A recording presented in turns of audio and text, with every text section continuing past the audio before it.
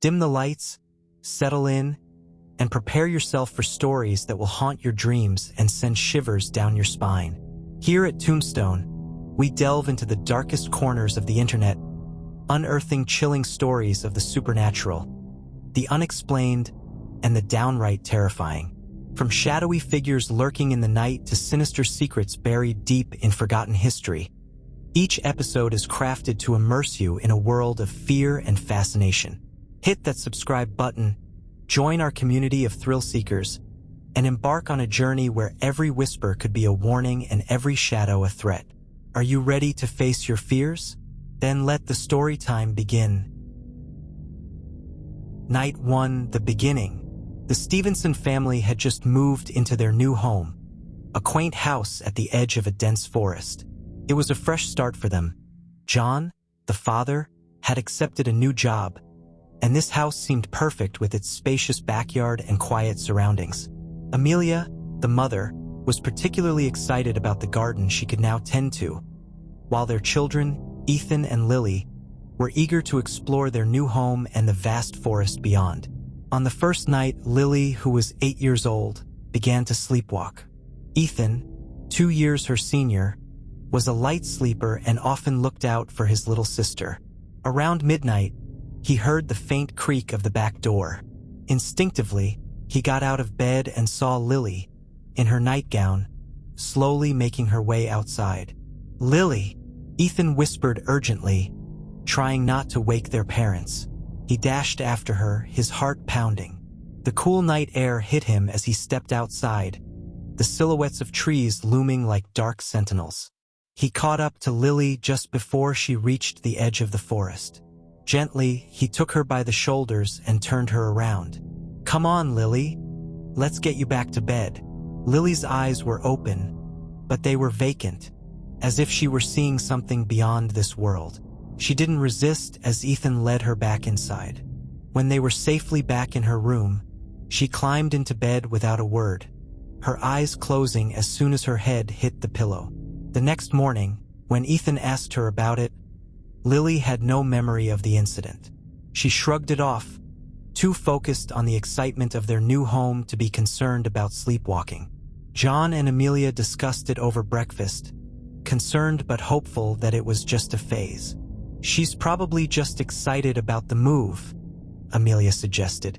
"Let's keep an eye on her." Night 2, whispers in the dark.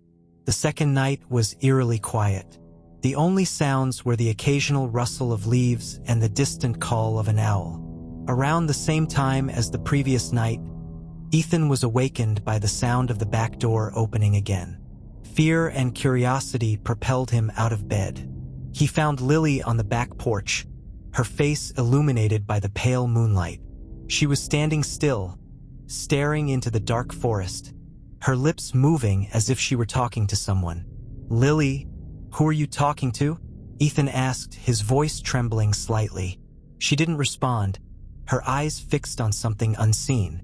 Just then, John appeared, having been roused by Ethan's voice. "What's going on?" John asked, his voice gruff with sleep. "Lily's sleepwalking again," Ethan explained. "She's talking to someone." John walked over to Lily and gently shook her shoulder. "Lily, it's time to go inside." She turned to him, her expression blank. "Daddy, they want me to come play," she said in a flat tone. John felt a chill run down his spine. He scooped her up and carried her back inside. She woke up in his arms, looking confused. "What's happening?" "You were sleepwalking again," John said, trying to keep his voice calm. "Let's get you back to bed." Lily nodded, still half asleep. Once she was settled, John and Ethan shared a concerned look. This was more than just ordinary sleepwalking. The next day, John decided to do some research on sleepwalking. He read about triggers, safety measures, and possible underlying issues. Amelia suggested they visit a doctor if it continued. Night 3, the mimic. On the third night, Ethan was tasked with taking out the garbage. He walked out to the bins at the edge of the yard, his flashlight cutting through the inky darkness. As he was securing the lid, he heard his father's voice calling from the forest. "Ethan, bring the torch," the voice called, sounding urgent. Ethan turned, shining his flashlight towards the trees. "Dad, hurry, I need the torch," the voice insisted. Ethan hesitated. It was strange for his dad to be out there, especially at this hour. He turned and ran back into the house to grab another flashlight. As he entered the living room, he was stunned to see his father sitting on the couch, reading a book. "Dad," Ethan's voice shook. "I just heard you outside." John looked up, confused. "What are you talking about? I've been here the whole time." Ethan's heart raced. "I heard you. Someone was calling me from the forest." John stood up, a look of concern crossing his face. "Lock the door, Ethan. Now." Ethan did as he was told, bolting the door and drawing the curtains. The unease in the house was palpable. They both knew something wasn't right. That night, sleep was hard to come by. Ethan kept replaying the incident in his mind, trying to understand how he could have heard his father's voice when John was clearly inside the house. Night 4, the storm. A fierce storm rolled in on the fourth night, lightning illuminating the sky and thunder rumbling like an angry beast. Ethan awoke to the sound of his mother's voice, speaking softly outside his window. He crept to the window and peered out, his heart thudding in his chest. He saw nothing but the sheets of rain and the dark outline of the forest. Then, out of nowhere, something slammed against the window, causing him to fall backwards in fright. Terrified, he scrambled to his feet and ran to his parents' room. "Mom!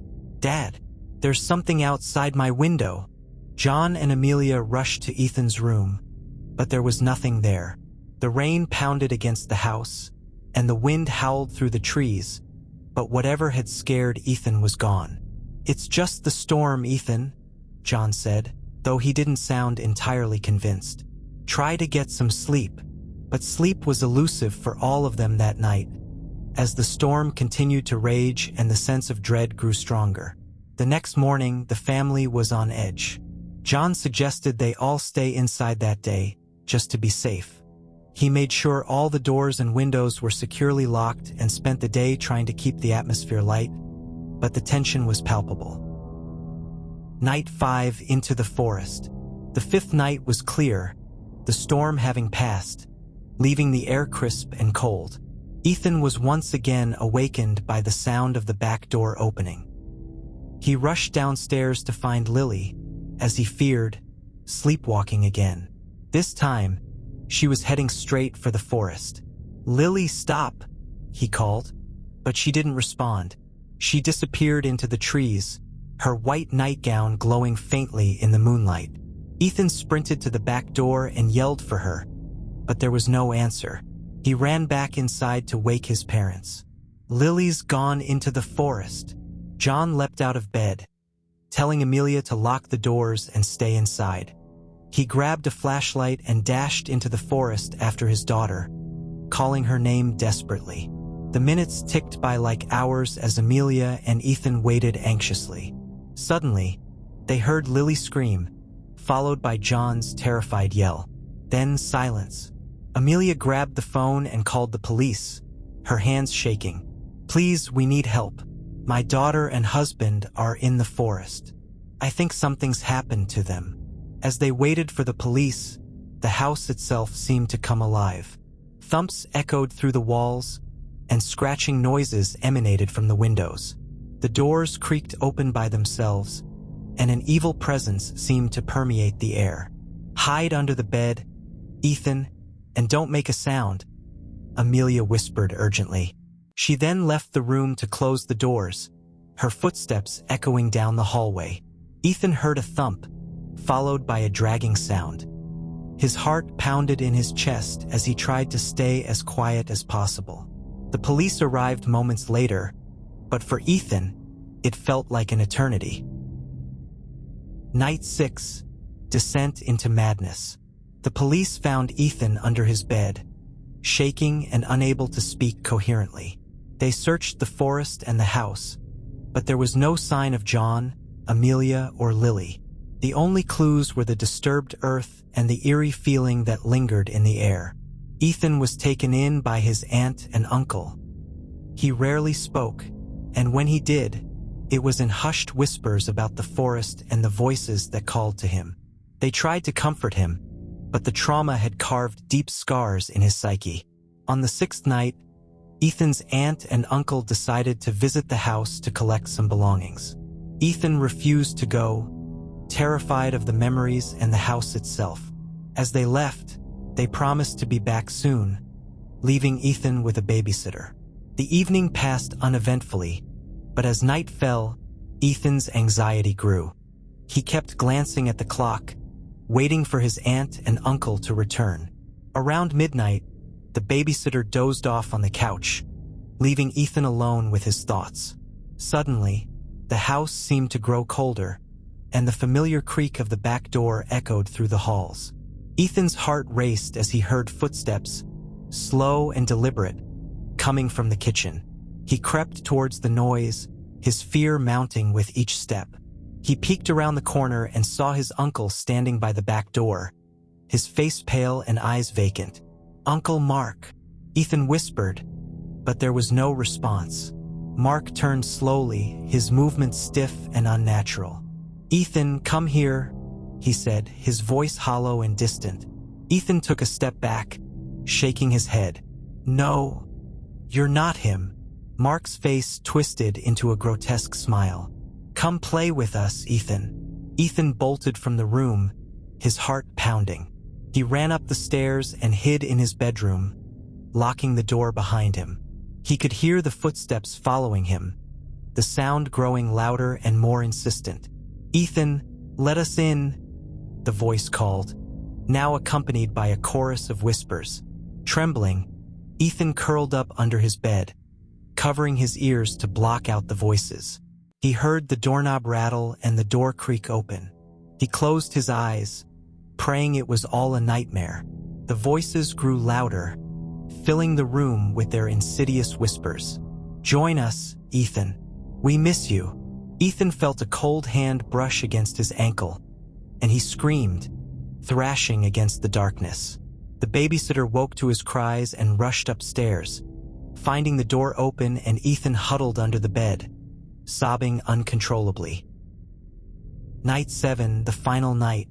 The next morning, the babysitter recounted the incident to Ethan's aunt and uncle. They were deeply concerned and decided to take him to a therapist. Ethan tried to explain what he had experienced, but his words seemed to fall on deaf ears. The therapist prescribed medication to help with his anxiety and suggested they keep him away from the house. Despite their best efforts, Ethan's condition only worsened. He refused to sleep, fearing the voices and the dark presence that haunted him. On the 7th night, Ethan's aunt and uncle sat with him, trying to comfort him as he lay in bed. They assured him that he was safe, that nothing could hurt him. But as midnight approached, the atmosphere in the house grew tense. A sudden chill filled the room, and the lights flickered ominously. Ethan's aunt clutched his hand, her face pale with fear. "It's okay, Ethan. We're here." But Ethan knew better. He could feel the presence closing in, hear the whispers growing louder. "They're here," he whispered, his voice trembling. The lights went out, plunging the house into darkness. The whispers surrounded them, a cacophony of voices calling Ethan's name. The door creaked open, and a cold wind blew through the room. "Ethan, come to us," the voices chanted. His uncle grabbed a flashlight and shone it towards the door. In the beam of light, they saw figures standing in the doorway, their faces twisted and unrecognizable. "Stay back," his uncle shouted, but the figures advanced, their movements jerky and unnatural. Ethan's aunt tried to pull him from the bed, but a cold hand gripped her wrist, pulling her back. She screamed as she was dragged towards the doorway, her cries mingling with the whispers. Ethan's uncle fought to free her, but the figures overwhelmed him, their cold hands clawing at him. Ethan watched in horror as his aunt and uncle were pulled into the darkness, their screams echoing in his ears. The figures turned towards him, their eyes glowing with a malevolent light. "Come with us, Ethan. Join your family." Ethan backed away, his heart pounding in his chest. He had nowhere to run, nowhere to hide. The figures closed in, their whispers filling his mind, driving him to the brink of madness. In a final act of desperation, Ethan grabbed the flashlight and shone it at the figures. They recoiled, their forms dissipating in the light. He ran towards the door, but as he reached it, the light flickered and went out. The darkness enveloped him, the whispers consuming his thoughts. He felt cold hands gripping him, pulling him into the void. He screamed, but no sound escaped his lips. The last thing he saw was the twisted faces of the figures, their eyes glowing with an unholy light. Epilogue: The Aftermath. Ethan was found the next morning, huddled in a corner of his room, his eyes wide with terror. He was unable to speak, unable to move. His mind was broken, shattered by the horrors he had witnessed. The house was abandoned, left to the elements and the darkness that had claimed his family. The forest remained, a silent witness to the unspeakable evil that lurked within its shadows. Ethan was never the same again. He spent the rest of his life in a catatonic state, haunted by the voices and the faces of the figures that had taken his family. The Stevenson family's nightmare had ended, but for Ethan, the horror would never end. The house stood as a grim reminder of the events that had transpired, its windows dark and empty, its halls echoing with the whispers of the damned. The forest continued to grow, its shadows hiding secrets that no one dared to uncover. The evil that had claimed the Stevenson family remained, waiting for its next victims, feeding on the fear and despair of those who dared to enter its domain.